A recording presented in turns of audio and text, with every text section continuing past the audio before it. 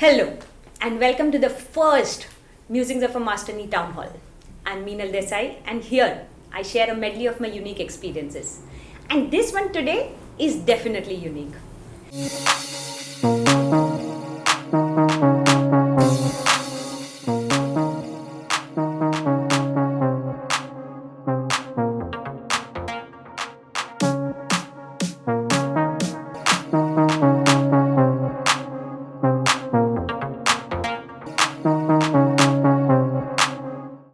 So today we have with us a very interesting guest, my dear Lopa. Hello. Hello. So Lopa, as some of you might recall, has been one of the founding teachers of our school. She shaped in many ways what we do in school even today. The name Yearly Yatra comes from Lopa. A lot of other processes that we do here come from Lopa. But the reason why I invite her today is because she is doing some really interesting work in Kashmir as a principal designer for a school. Now, as soon as one says Kashmir, there are a lot of images that come to mind. But what is happening on the ground? What is it to be a school leader in a place that is in conflict is what we are going to hear from her today. Thank you. That was a wonderful introduction. About my work in Kashmir. Yes. I run a school there. We have about 800 children on campus and about 60 to 70 teachers and other staff, in total about 120 staff.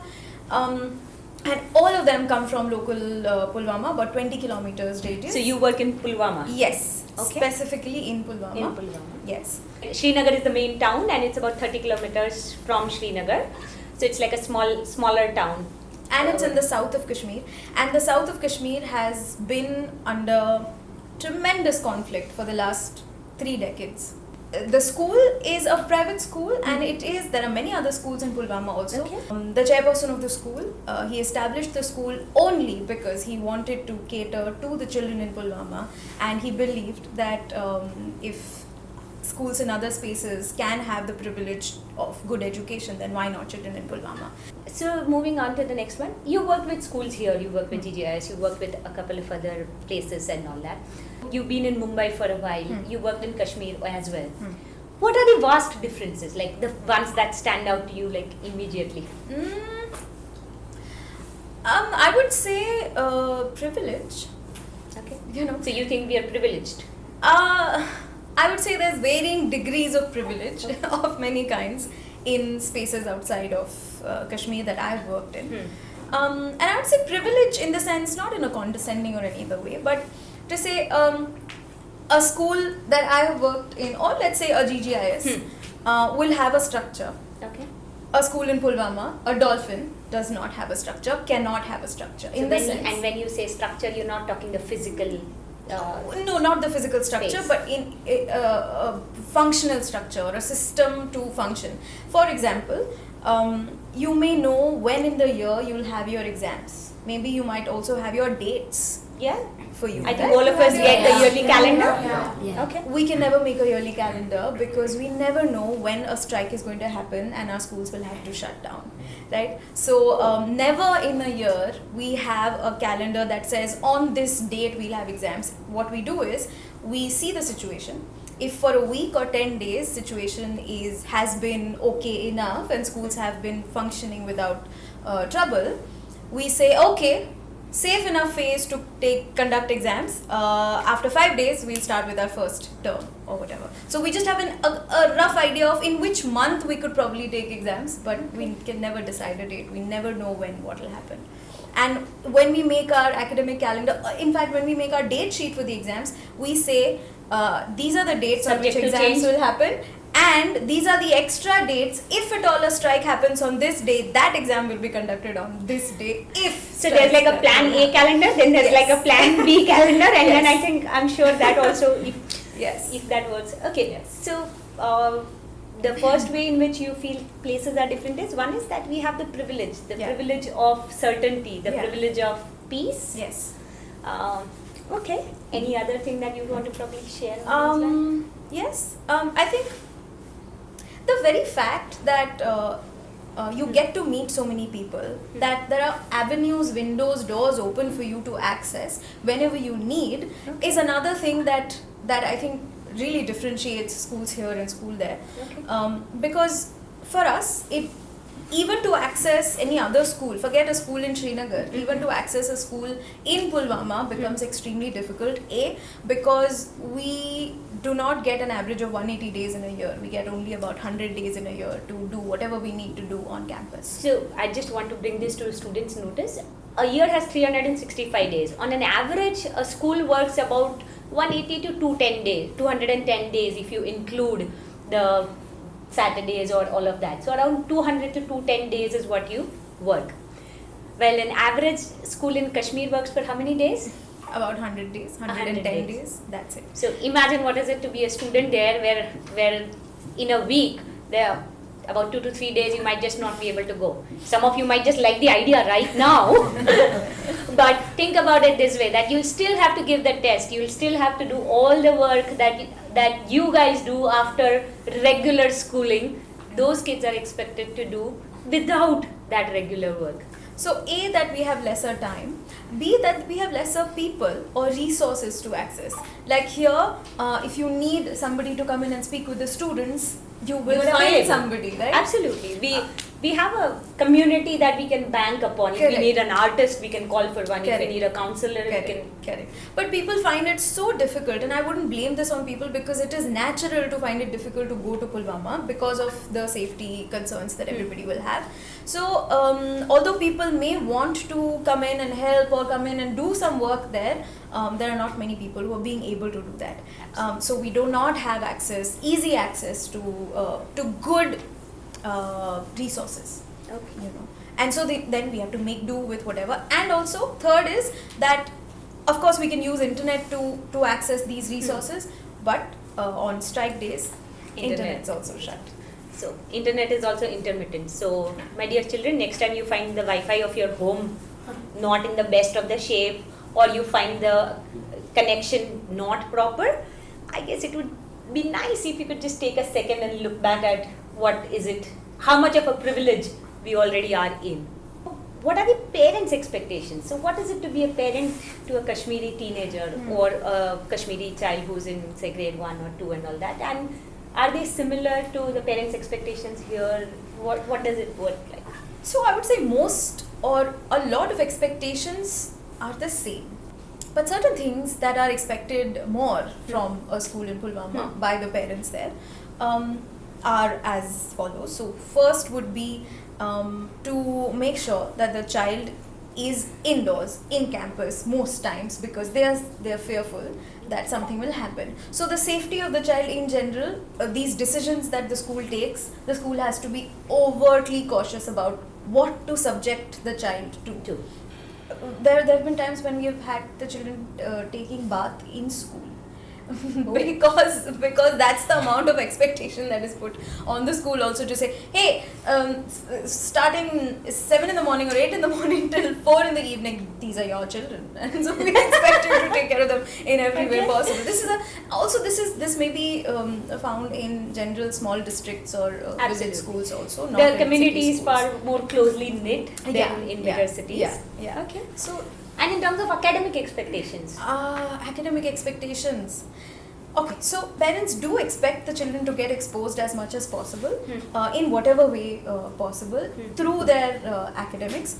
Although because of the same lack of exposure, parents do not mostly understand the kind of interventions that the schools try to do. So if the interventions fall in conventional categories of exposure, like somebody came to school and gave a lecture to the students, that's great exposure, because students have to sit on the chair and do nothing much. Correct. But if there's a lot of parent involvement, there's resistance because there's little understanding of So that then puts the school also in such a position that they have to then either decide and say, stop it, let us do what we're doing, or maybe cut down on some things that they want to do. True.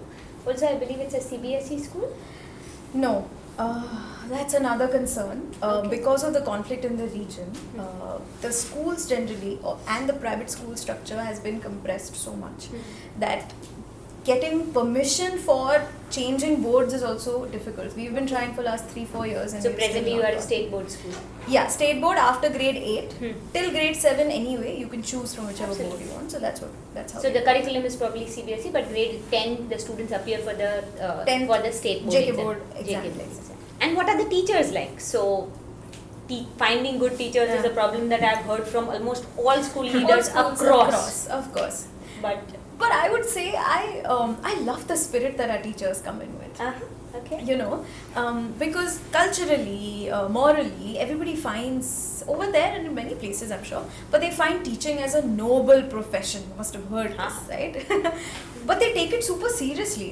Okay. And all teachers, male, female, all of them, they're at least double graduate or they've done their masters from somewhere, because this push towards studies is very high over there.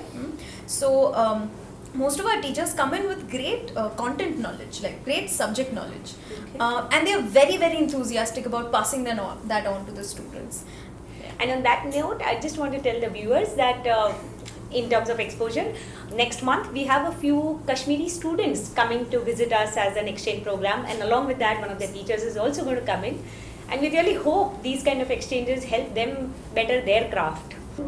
I just wanted to ask you that what is the difference between the children of Kashmir and the children of Ahmedabad? Like, what are the major differences?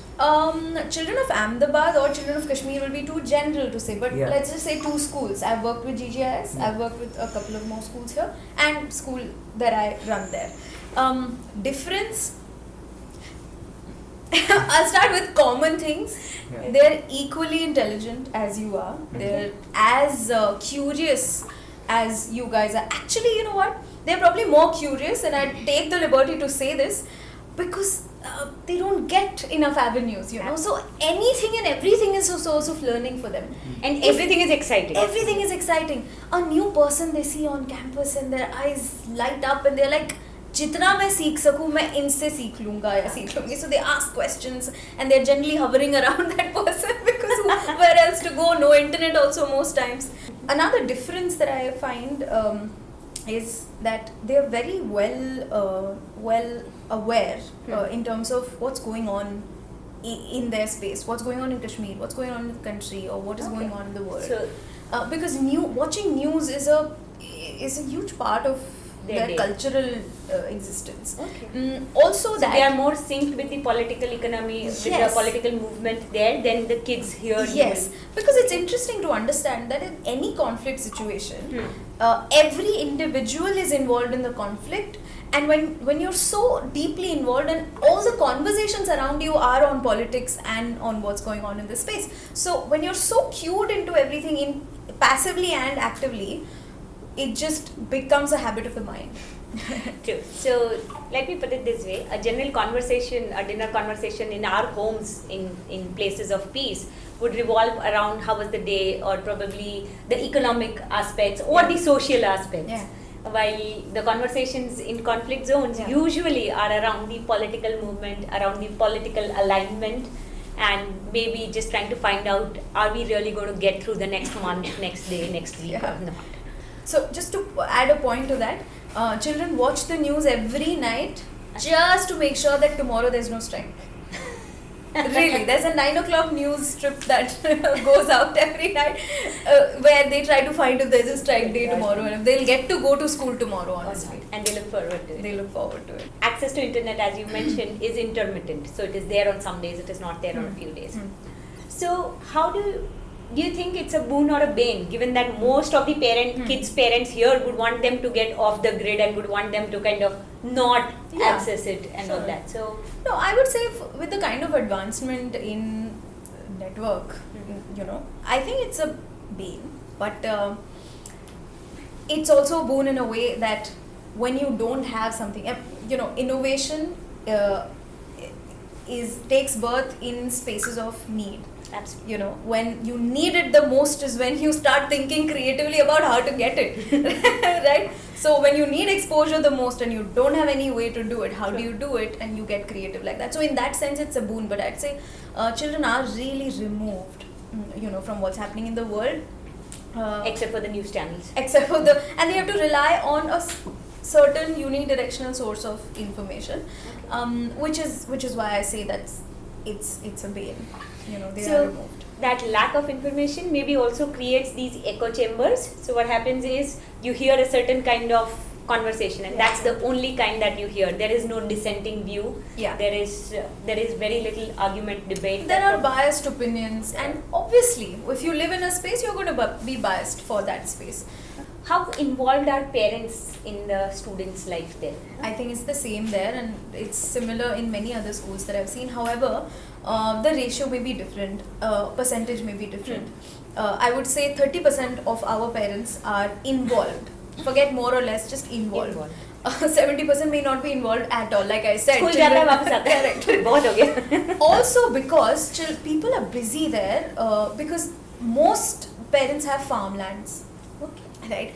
So there are times when parents don't come to take result sheets because that's an important harvest day. So you have to be on the field and get your harvest going, because that can't be delayed, for the result day. Hey, I can come and collect the result, or I can come and meet the teacher whenever. But I can't delay this one because my trade depends on this, and my life depends on this.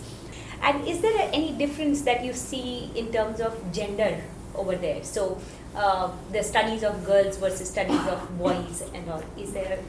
I was surprised by the amount of support women get there to study further. Women generally study till the age 28, 29. They keep studying because it's not allowed not to study. Wow. There, So which is great. do they continue their studies after marriage, or do they marry late, or like how does it work generally? Marrying late is okay, as from what I've seen there. Continuing doing anything for yourself after marriage is questionable. Okay. Which is, that's why I said not to generalize, because it could be subjective to families. If we understand it from the school's perspective, would it be safe to say that almost all girl students make it through grade 10, 12? Oh, yes. Okay. Yes, almost so it's, all. there's not a case of parents choosing to send a male child to school and not choosing to send a female child. No. Okay. Because what happens is very often we are also fed a very different idea of what Kashmir is. Yeah. So I just want to understand if I am. Also, once Lopa, you had quipped that one of the things that you find really missing in Kashmir is this zeal to do something, because they don't have hopes, expectations, or they don't have ambitions. Yeah. Is that, would you want to expand on that? Yeah. So, for instance, something is not right on campus. Okay? As a part of this campus, we would go out and try to make a difference. This sense of belongingness comes from the comfort the campus also in return provides us. Absolutely. Right? Cut to Pulwama, Kashmir. There's very little sense of belonging, that even with their own books, their own school property, I don't care, whatever it is, I come and go, I use it, I keep it the way it is, because how does it matter? Yeah. So what was your reaction or feeling on Article 370 and Section 35A? So when the rearrangement happened, the first reaction is disheartenment and feeling betrayed. Okay, there's a difference between decision and justice, right? So of course decisions may come about and change may happen the way one group envisions it. By force, nothing happens. Well, things may happen, but they may not transform. While it is difficult to not hear the other side, I just hope and pray that this makes it move forward. For a long time, I've seen that space in a limbo. Yeah. It's like, what kills you is the delayed justice rather than... Yeah. So I hope something moves forward from here. Yeah. And we'll probably wait for that. Any other questions, anybody else? On average, how many attacks happen a year? How many strike days? Yeah. 100? Strike days are about That's on 100. average. On average, how many parents would send their children out to play? Or Parents let children go out to play, that's fine. Fresh sunlight is not a problem. Most children, all children go out to play, that's fine. But within their society, Within the maybe, neighborhood, within the 1 space where kilometer you can area. see them. Because they're also, जैसे कोई academy नहीं है, so where are they going to go out and play? They're going to find their own friends around them and play with them. So there's more free play than what kids find here? Yes. So, like, how will the students and the children and the teachers' reaction be when there will be attacks and strikes, when the school will be going on? Yeah, sure. Children, generally as children are everywhere, they're happy about a holiday. But also they do feel school is the only way to meet with friends. You know, so for teachers, oh my god, children are missing out on learning. For friends, oh my god, we're missing out on meeting our friends. Right?